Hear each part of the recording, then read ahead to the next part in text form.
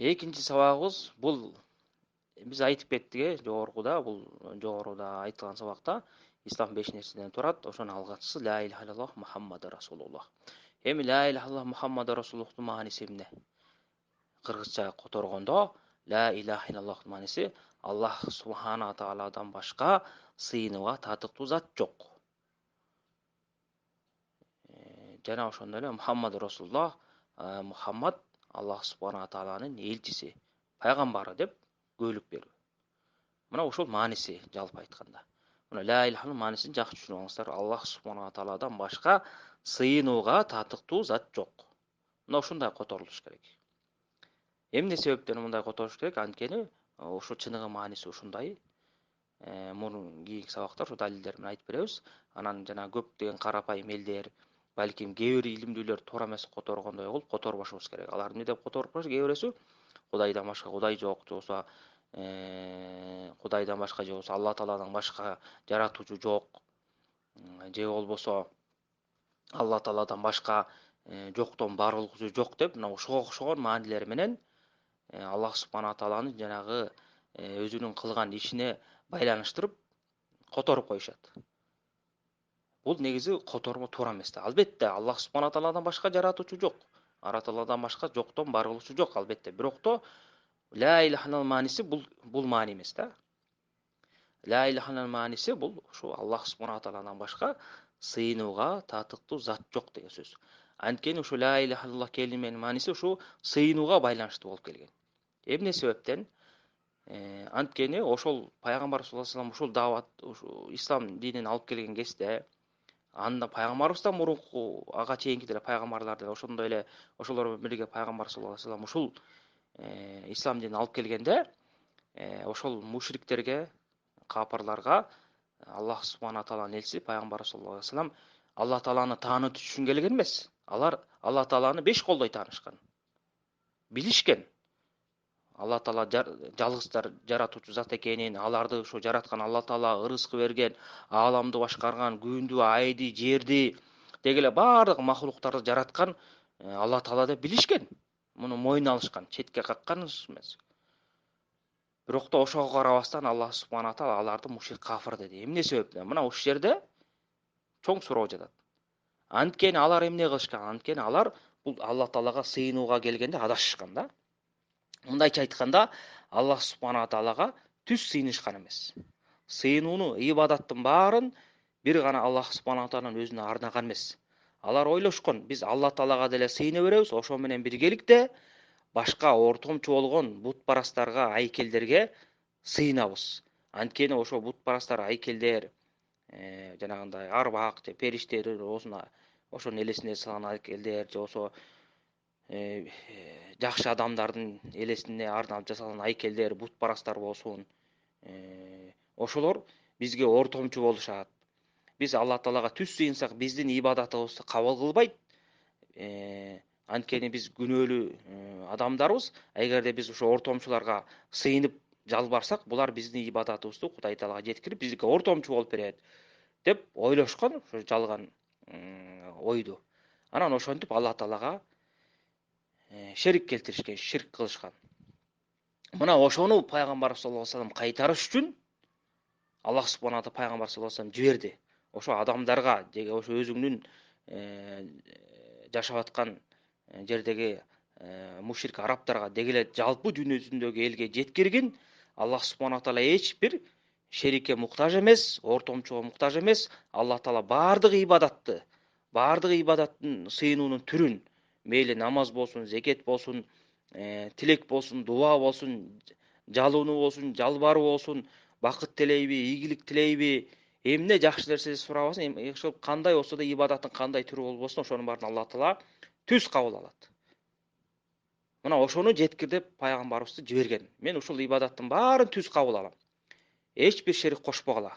Шериктин кандай түрү болбосун, мейли периште болсун, пайгамбар болсун, олия болсун, арбак болсун, күн болсун, түн болсун, ай болсун, деги эле кандай чоң махлук жаратылган махлук болбосун, алардын бирөөсү дагы ибадатка татыктуу эмес. Жалгыз гана Аллах субхана таала өзүнө татыктуу.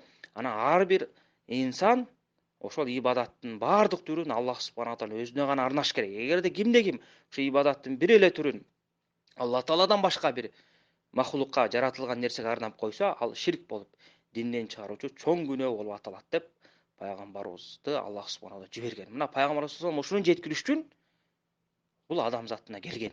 Адамдарды Кудай таалага түз сыйындыралы. Алардын жүрөгүн, дитин, ибадатын Аллах субхана таалага түз буруп, Алла таалага түз жалынсын, сыйынышсын деп келген. Мына ошону жеткирейин деп пайгамбар саллаллаху алейхи вассалам бул жашоого келген. Анан ошону жанагы ошонун өзүнүн убагындагы мушриктер кабыл алмастан четке кагышкан да. Кандайча эле биз бул ата бабабыз сыйынып келген айкелдерди, бутпарастарды, ортомчуларды четке кагат. Эмнеге бизди Кудай таалага түз сыйындап атат? Биз Алла таалага деле сыйына беребиз, буларга деле сыйына беребиз. Мунун туура эмес деп ошондо каршылык көрсөткөн.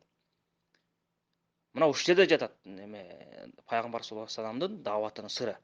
Демек, ошо ла иляха иллаллахту ошо мушриктер, мисалы азыр биз бир карапайым түшүнбөгөн адамдан ла иляха иллаллах деп айтып койчу десең, ал айтып кое берет маанисин түшүнбөсө да. Бирок ал кезде арабтар, мушриктер бул ла иляха иллаллах Мухаммад расулуллах деген келимени айткан эмес.